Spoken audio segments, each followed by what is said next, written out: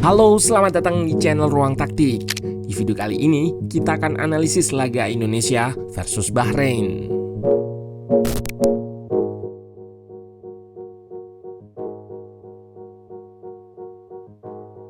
GBK bergemuruh. Ruang Taktik berkesempatan menonton pertandingannya secara langsung kemarin. Gol satu-satunya yang dicetak oleh Romeni bertahan hingga akhir laga dan membuat semua pendukung timnas Indonesia bersorak gembira. Menariknya, di laga ini timnas tampil berbeda dengan di laga versus Australia, di mana asuh Patrick Kluivert ini bermain dengan sabar dan lebih menunggu di blok medium atau tengah. Pendekatan ini juga membuat Bahrain tidak banyak ciptakan peluang berbahaya, meski sama-sama mencatatkan 7 tendangan, namun hanya satu yang on target. Nah, penasaran dengan jalannya laga dari segi taktikal? Let's go, kita bahas sama-sama.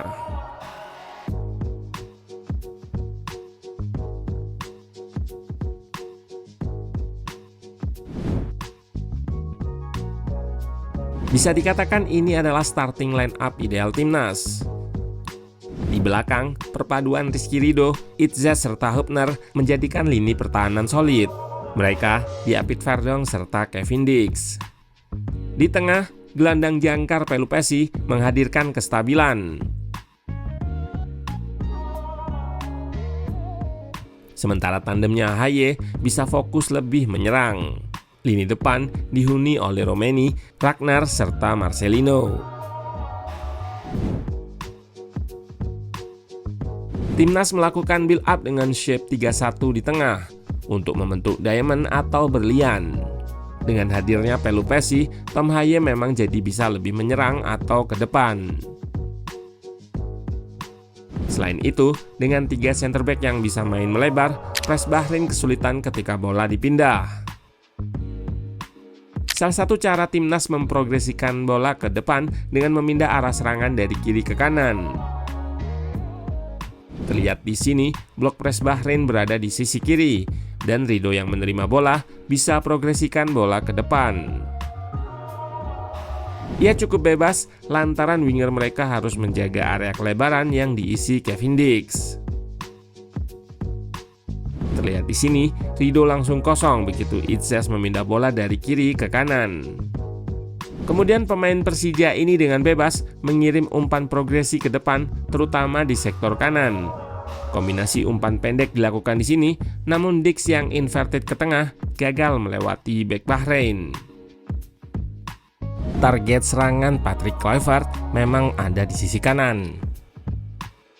Di momen ini, winger kiri Bahrain lebih memilih naik untuk press. Namun bisa kita lihat, Itzes mampu memberikan operan ke Dix yang kosong, diteruskan ke Marcelino.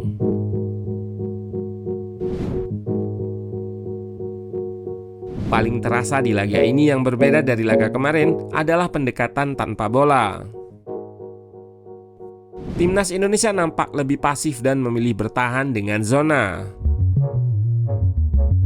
Blok press depan diisi 5 pemain yang akan bergerak mengikuti bola membentuk segi 5 atau pentagon press. Jika Bahrain melakukan kesalahan, akan segera dilakukan counter attack. Kembali terlihat, blok press depan yang dihuni 2 gelandang dan 3 penyerang lebih memilih mundur. Back lebih turun, namun akan agresif naik jika ada pemain atau bola mengekspos ruang antar lini dan dijadikan serangan balik cepat. Cara ini juga yang jadi awal gol pertama. Bisa dilihat timnas start dengan pentagon di tengah yang relatif pasif. Saat bola dioper ke depan, Ridho dengan agresif keluar. Operan lawan masih dilanjutkan, namun jatuh di kaki Itzes yang dilanjut ke Pelupessy dan Haye. Dari sinilah serangan transisi cepat dilepaskan lewat akurasi tinggi Tom Haye ke Marcelino, mengekspos lagi-lagi sisi kanan yang ditinggal fullbacknya. Pemain binaan Persebaya ini mampu mengirim assist matang ke Oli Romeni yang dengan dingin menyelesaikan peluang emas ini. Salah satu perubahan di babak kedua adalah blok press timnas tidak lagi bertahan dengan bentuk pentagon.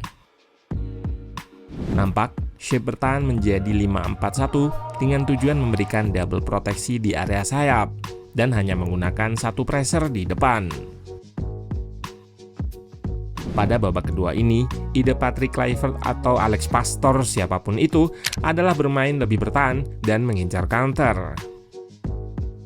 Serangan transisi dan mengeksposisi kanan jadi andalan timnas untuk ciptakan peluang. Terlihat kembali terjadi perebutan bola dan Marcelino yang drop memancing fullback Barthez naik, sehingga terbuka area sayap. Dix yang melakukan overlap dan mengirimkan early cross sayang gagal dimanfaatkan Marcelino.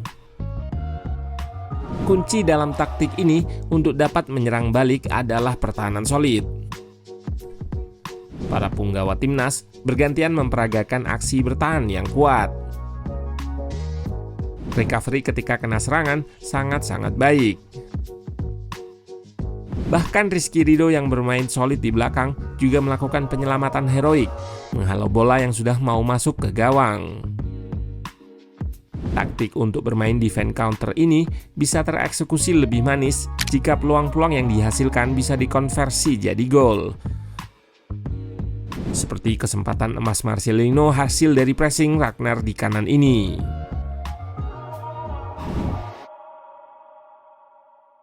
Selain peran center back, juga ada peran sentral gelandang nomor 6 yaitu Joey Pelupessy. Ia lebih paham taktikal, kapan harus menjaga zona, kapan harus man marking. Di sini, ia melepaskan pemain yang drop dan lebih berorientasi zona depan back. Ketika harus mengganggu pun, Joey bukanlah pemain yang mudah terpancing meninggalkan tugas utamanya sebagai nomor 6, yaitu menjaga area tengah. Meski bisa dibilang tidak banyak melakukan aksi bertahan, namun disiplin posisi ini yang tidak dimiliki para gelandang lain.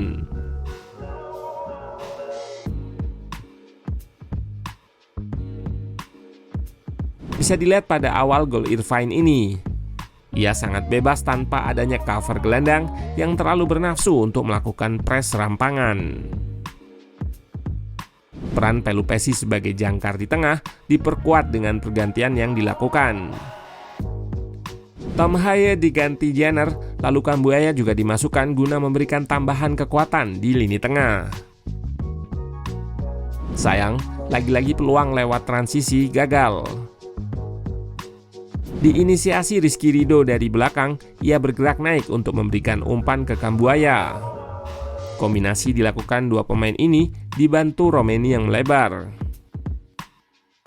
Kambuaya juga melebar ke belakang lini dan memberikan crossing Trivela berkelas. Namun sayang, sepakan Reinders melambung jauh. Pada laga ini, timnas kalah possession. Kontras dengan laga sebelumnya yang unggul jauh penguasaan bola, namun kebobolan sangat banyak. Ini menunjukkan tren taktik sudah bergeser dari yang mengandalkan penguasaan bola sebagai superioritas menjadi siapa yang paling klinis menyelesaikan serangan transisi cepat. Possession juga nyatanya bisa dikontrol dengan pertahanan yang solid. Peluang timnas untuk lolos langsung memang sulit, namun ada kesempatan untuk lanjut ke babak keempat jika mampu finish di peringkat 3 dan 4. Tentu, perjalanan masih panjang. Yang jelas, Kluivert dan jajaran stafnya patut diberikan kredit atas pendekatannya yang mau berubah di laga ini.